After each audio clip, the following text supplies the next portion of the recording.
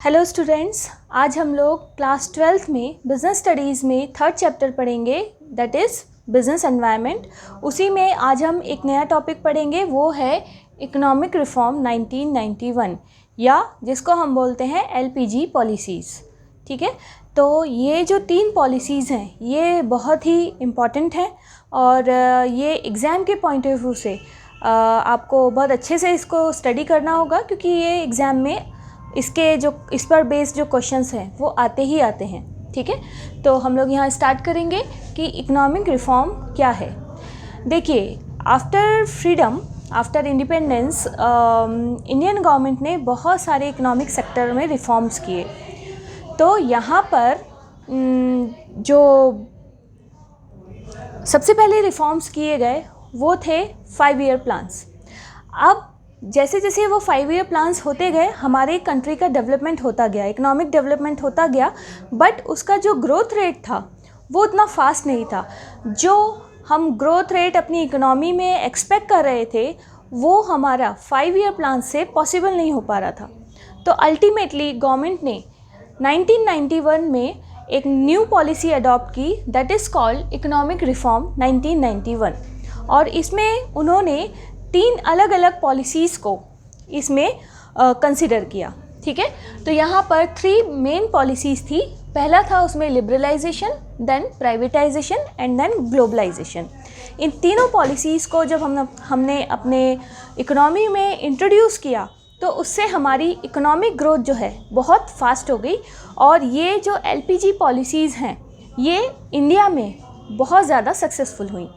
तो देखिए, हम इन तीनों को यहाँ पर डिटेल में पढ़ेंगे। तो आप देखिए, सबसे पहले है लिबरलाइजेशन। तो लिबरलाइजेशन का मतलब क्या होता है? लिबरलाइजेशन का मतलब होता है जब गवर्नमेंट ने सारी इंडस्ट्रीज़ को फ्री कर दिया। बहुत सारे उनके ऊपर जो पहले रिस्ट्रिक्शंस लगाए जाते थे, बहुत सारे उनके ऊपर लाइसेंस वगैरह को लेके जो या उनकी जो प्रोडक्शन की लिमिट है, उन सब को लेके जो भी प्रॉब्लम्स थी, जो भी उनके ऊपर रिस्ट्रिक्शंस थे, उनको गवर्नमेंट ने लिबरलाइजेशन के अंतर्गत हटा दिया। तो इससे क्या हो गया? इंडस्ट्रीज़ फ्री हो गई एंड बहुत सारी ऐसी इंडस्ट्रीज़ जो पहले प्राइवेट सेक्टर में काम करती थी और ग्रो नहीं कर पा रही थी, इस पॉलिसी के कारण अब वो अपना उनका जो ग्रोथ रेट था वो बढ़ गया। ठीक है, तो यहाँ पे लिबरलाइजेशन का मतलब क्या हुआ? पूरी जो इंडस्ट्रीज़ हैं, चाहे वो पब्लिक सेक्टर हो चाहे प्राइवेट सेक्टर हो, उसमें गवर्नमेंट ने बहुत सारे रिलैक्सेशंस प्रोवाइड किए इन पर्टिकुलर कंपनीज़ को। ठीक है, अब देखिए गवर्नमेंट ने लिबरलाइजेशन में क्या क्या रिफॉर्म्स किए। तो पहला है इसमें नो लाइसेंस रिक्वायर्ड, यानी जब लिबरलाइजेशन किया गया तो गवर्नमेंट ने जो लाइसेंसिंग सिस्टम था, जो एमआरटीपी एक्ट था, उसको पूरी तरीके से हटा दिया। एमआरटीपी एक्ट के अंतर्गत क्या था? हर प्राइवेट सेक्टर इंडस्ट्री को किसी भी चीज़ का प्रोडक्शन करने के लिए या न्यू इंडस्ट्री ओपन करने के लिए गवर्नमेंट से पहले लाइसेंस लेना होता था। अब गवर्नमेंट ने उस रिस्ट्रिक्शन को हटा दिया और अब ये हुआ कि सिर्फ 6 इंडस्ट्रीज़ ऐसी थीं, 6 सेक्टर्स ऐसे थे जिसमें अगर आपको काम करना है तभी ही आपको लाइसेंस लेने की ज़रूरत है। अदरवाइज़ आप सिर्फ अपना रजिस्ट्रेशन कराएंगे एज ए कंपनी और उसके बाद आप अपना काम चालू कर सकते हैं। उसके लिए आपको गवर्नमेंट से स्पेशल परमिशन लेने की ज़रूरत नहीं पड़ती थी। तो इससे क्या हुआ? इस रिफॉर्म के कारण बहुत सारी ऐसी इंडस्ट्रीज़ जो पहले लाइसेंस लेने से कतराती थी और इस कारण से अपनी न्यू इंडस्ट्री ओपन नहीं करना चाहती थी, अब वो फैक्टर ख़त्म हो गया।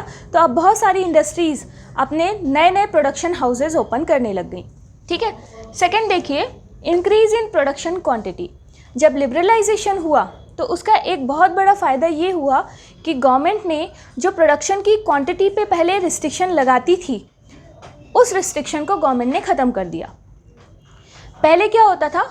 कंपटीशन इंक्रीज़ ना हो इसके लिए गवर्नमेंट इंडस्ट्रीज़ पे रिस्ट्रिक्शन लगाती थी कि आप एक पर्टिकुलर क्वांटिटी से ज़्यादा मार्केट में अपना सामान नहीं बेचेंगे। लेकिन लिबरलाइजेशन के अंतर्गत गवर्नमेंट ने फ्री कर दिया कि आप अपनी फुल कैपेसिटी पे काम कीजिए और जितना ज़्यादा मैक्सिमम आप प्रोडक्शन कर सकते हैं उतना आप प्रोडक्शन कीजिए। जो भी एक्स्ट्रा प्रोडक्शन होगा उसको हम एक्सपोर्ट कर देंगे। तो इससे क्या हुआ, इंडस्ट्रीज़ जो पहले कम कैपेसिटी पे काम करने के कारण लॉस में जा रही थी, अब वो प्रॉफिटेबल हो गई, और वो लोग जब अपनी फुल कैपेसिटी पे काम करने लग गए तो उनकी कॉस्ट रिड्यूस हो गई। तो इसका फ़ायदा बहुत सारी छोटी बड़ी इंडस्ट्रीज़ को मिला। ठीक है। थर्ड पॉइंट है freedom to produce any type of goods. पहले गवर्नमेंट कुछ पर्टिकुलर चीज़ों के प्रोडक्शन पे रिस्ट्रिक्शन लगाती थी ताकि कंपटीशन इंक्रीज़ ना हो पाए। अब गवर्नमेंट ने बिल्कुल फ्री कर दिया। अब जो भी इंडस्ट्रियलिस्ट किसी भी तरीके का प्रोडक्शन करना चाहता है वो बिल्कुल फ्री है, उसे गवर्नमेंट से किसी भी तरीके की परमिशन लेने की ज़रूरत नहीं है। अगर किसी इंडस्ट्रियलिस्ट का एक प्लांट है और वो दूसरा प्लांट लगाना चाह रहा है या अपनी इंडस्ट्रीज़ को ही स्मॉल स्केल से लार्ज स्केल पे ले जाना चाहता है, तो पहले इन सब कामों के लिए उसे गवर्नमेंट से परमिशन लेनी पड़ती थी। लेकिन लिबरलाइजेशन के अंतर्गत गवर्नमेंट ने इस रिस्ट्रिक्शन को ख़त्म कर दिया। तो अब क्या है, सारे इंडस्ट्रियलिस्ट बिल्कुल फ्री हो गए। उन्हें उनके दिमाग में जो भी प्रोडक्ट के आइडियाज़ थे उस तरीके के प्रोडक्ट्स उन्होंने बनाए। हर प्रोडक्ट में उन्होंने नए फीचर्स डाले, कस्टमर की नीड के अकॉर्डिंग नए नए तरीके के प्रोडक्ट्स मार्केट में उतारे। तो इसीलिए आप देखेंगे आज हमें मार्केट में एक ही टाइप की डिफरेंट वैरायटीज़ हमें देखने को मिलती है। एक ही प्रोडक्ट के आपको बहुत सारी वैरायटीज़ देखने को मिलेंगी। ये क्यों हुआ?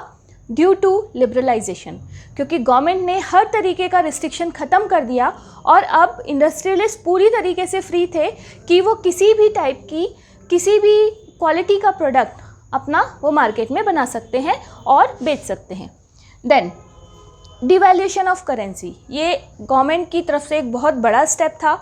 आफ्टर इंडिपेंडेंस गवर्नमेंट ने लगभग 1950 के आसपास गवर्नमेंट ने रुपी का डिवैल्यूएशन किया।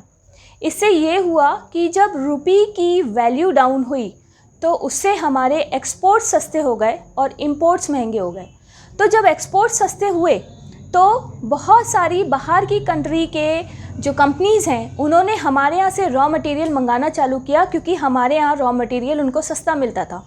तो इससे क्या हुआ, हमारे एक्सपोर्ट्स बढ़े, रॉ मटेरियल के जो एक्सपोर्ट्स थे वो बढ़ गए। अब दूसरी तरफ क्या हुआ, जो इंपोर्ट्स थे वो हमारे महंगे हो गए। तो जो इंडियन इंडस्ट्रीज़ जो बाहर से सामान मंगाती थी वो उन्होंने रिस्ट्रिक्ट कर दिया, क्योंकि बाहर से सामान मंगाना हमारे लिए महंगा हो गया था। तो अब हमने क्या किया, हम कोशिश करने लगे कि अपने ही देश में जो भी अवेलेबल हमारे पास रॉ मटेरियल है, जो भी हमारे पास अवेलेबल सामान है, उन सब से ही हम अपना प्रोडक्शन जारी रखें। तो इससे दोनों फ़ायदा हुआ, एक तरफ हमारे एक्सपोर्ट्स बढ़े, दूसरी तरफ हमारे इंपोर्ट्स कम हो गए।